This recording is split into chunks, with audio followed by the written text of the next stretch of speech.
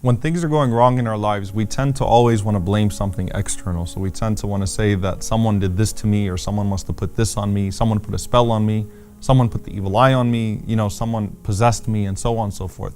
And obviously that's going way too far, and that's exaggerating, and so on and so forth. But is there such thing as a jinn actually possessing a human being actually being possessed by a jinn? It does exist. And Allah subhanahu wa ta'ala, He affirms this in the Qur'an. Allah subhanahu wa ta'ala says, الَّذِينَ يَأْكُلُونَ الرِّبَا لَا يَقُومُونَ إِلَّا كَمَا يَقُومُ الَّذِي يَتَخَبَّطُهُ الشَّيْطَانُ مِنَ الْمَسِّ. Allah subhanahu wa ta'ala, He says, describing the people who engage in usury and riba and interest, that they would stand on the day of judgment just like the one who is possessed and who's overtaken and being beaten on the inside and so on and so forth by the shayateen. So a person who's possessed by the jinn. By Allah saying that, Allah subhanahu wa ta'ala again is acknowledging that there are some people that can actually be possessed by the jinn. And in a way, all of us have to deal with al-qareen, as we said. We all have to deal with the one that's constantly whispering on us. And in a way, we're all possessed to an extent. Because the Prophet ﷺ says, إِنَّ الشَّيْطَانَ يَجْرِي مِنْ إِبْنِ آدَمَ مَجْرَى الدَّمِ. That shaitan flows through the blood of the son of Adam, the way that, or flows through his veins, the way that blood flows through his veins. Meaning, you're always dealing with this to an extent. However, again, you're keeping it under control by keeping your trust in Allah subhanahu wa ta'ala, doing the things that bring about protection in your life, and so on and so forth. Now, it's important for us to find a middle ground here.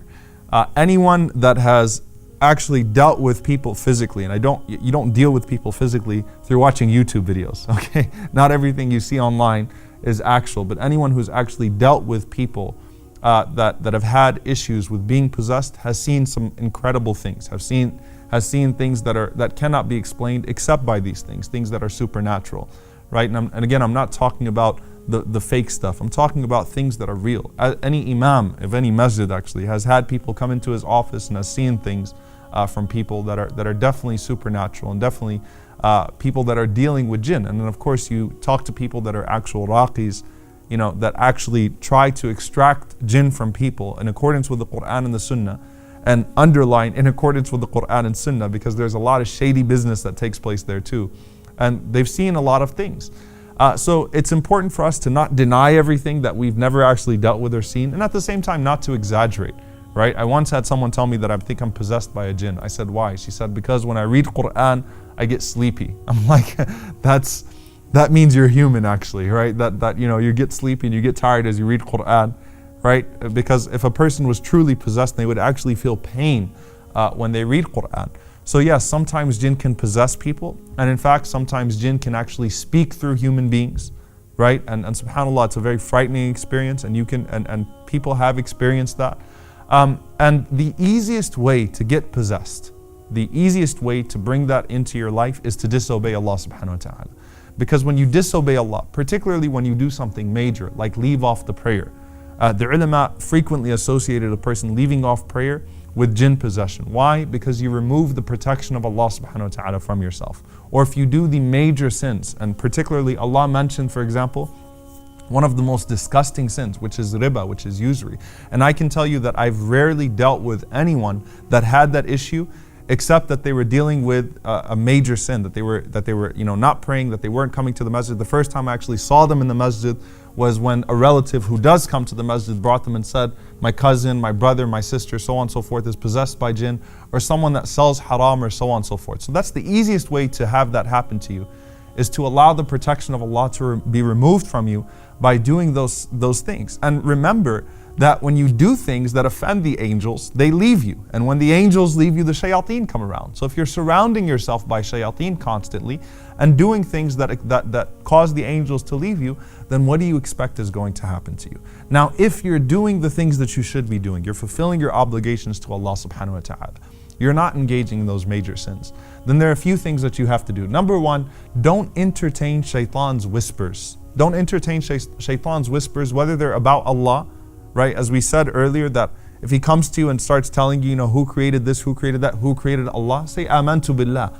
Affirm your belief in Allah subhanahu wa ta'ala. Or if he tries to bring you harm through a bad dream, for example. A lot of times people come to me and they want me to interpret their bad dreams. And I say, look, the Prophet ﷺ, he said, when you see a bad dream, don't seek the interpretation of it. Say, a'udhu billahi minash shaitanir rajeem. seek refuge in Allah from the shaytan, the accursed devil. لا تضرك, it won't harm you. And don't go out and seek the interpretation. Khalas, you saw a bad dream, you saw a nightmare, change your side as you're sleeping, switch sides, say a'udhu billahi min shaytan rajim, and move on with your life. Or when shaytan comes to you and makes you over question yourself. So waswasa, do I have wudu? People that'll do wudu like 5-6 times, or redo prayers because I think this might have been here, or this might have been there. Prophet ﷺ, he taught us in many ahadith what became a principle in fiqh, al-yaqeen, la yazulu bil-shak, that certainty is not removed by doubt, no matter how strong the doubt is. Unless you've seen something for sure that nullified your wudu, you're on your wudu, stick to your wudu. Or when he tries to discourage you from doing good. Allah subhanahu wa ta'ala says, particularly in the context of da'wah, إِمَّا يَنزَغَنَّكَ مِنَ الشَّيْطَانِ نَزْغٌ. When shaytan comes to you and he starts pestering you, فَاسْتَعِذْ بِاللَّهِ, seek refuge in Allah subhanahu wa ta'ala. So don't give shaytan your attention in essence by letting him, or letting those shayateen, letting those devils and letting those evil jinn whisper and showing them that you're entertaining those whispers. Also, the Prophet ﷺ, as is narrated in numerous narrations, that when al-mu'awwidhatain, when قُلْ أَعُوذُ بِرَبِّ الْفَلَقِ and قُلْ أَعُوذُ بِرَبِّ النَّاسِ were revealed, the Prophet ﷺ, he used those as ruqya, وَتَرَكَ مَا سِوَى ذَلِكَ, he left other than that. So he just stuck to that. The Prophet ﷺ used to read the last 3 quls, he used to blow in his hand in the morning and in the evening, and he used to wipe those hands over his body as he was reading those 3 surahs sallallahu alaihi wasallam in the morning and the evening, and he taught us to do so. And that's a protection for you. The Prophet ﷺ also said what protects the home from shayateen is the recitation of Surah Al-Baqarah. Surah Al-Baqarah expels the devils from your home. It expels the shayateen from your home, and that's both preventative and it's a cure. Okay, so it's better to do that before you have shayateen in your home, you have devils in your home, but it's also a cure. The Prophet ﷺ, he also mentioned to us, and this is probably the most effective treatment and the most effective way to avoid that happening to you, Ayatul Kursi. Okay, reciting Ayatul Kursi specifically from Surah Al-Baqarah. The Prophet ﷺ said, the one who recites it in the morning will be protected in the evening, and the one who recites it in the evening will be protected until the morning.